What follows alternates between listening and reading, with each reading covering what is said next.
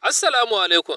Shin dan wako kasan kasashen Afirka guda 15 da suka fi kowaɗanne kasashe aikata cin hanci da rashawa?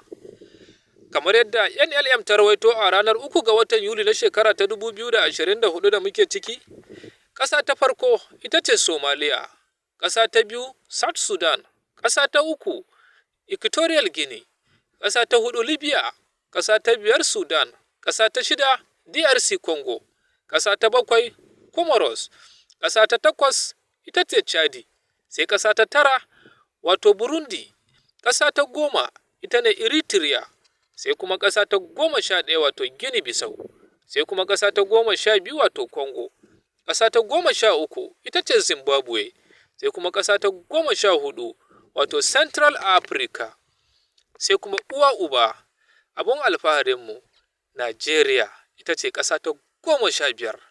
Ya Allah ka tsare mu da aikata cin hanci da rashawa. Allah ya sa mu dace.